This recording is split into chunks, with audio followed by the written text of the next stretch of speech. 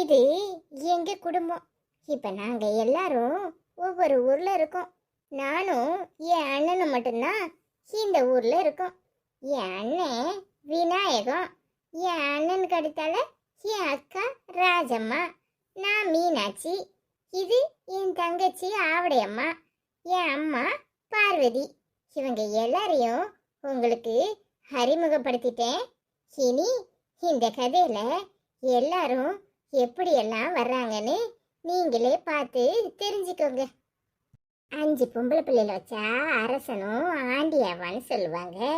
எனக்கு 4 பொம்பளை பிள்ளை, என் அக்காவுக்கு 4 பொம்பளை பிள்ளை, ஒரு பையன், என் தங்கச்சிக்கு 3 பொம்பளை பிள்ளை, 2 பையன், ஏன் அண்ணனுக்கு 6 பொம்பளை பிள்ளை, 2 பையன்.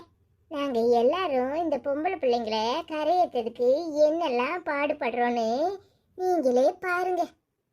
என்னடி விட்டா நீ மணிக்கணக்கா பேசிக்கிட்டே இருக்க? நானும் தான் 3 பொம்பளை பிள்ளைய கரையேற்றிருக்கேன். என்னம்மா பேசுற? நீ சொல்றதும் நாங்க சொல்றதும் ஒன்னா? உனக்கு சொத்து பத்து நிறைய இருந்துச்சு, ஒரு தெரு பூரா வீடா வச்சிருந்த. எங்களுக்கு ஆளுக்கு ஒரு வீடு கொடுத்துருந்தா கூட இந்நேரம் நாங்க இப்படி கஷ்டப்பட்டுட்டு இருக்க மாட்டோம். ஒத்த பிள்ளைன்னு அப்பா அண்ணனுக்கு தான் எல்லாம் செஞ்சிச்சு. இன்னைக்கு அண்ணிட்ட நாங்க ஒரு வாய் கஞ்சி கூட வாங்கி குடிக்க முடியல. நீ என்ன பேசுற?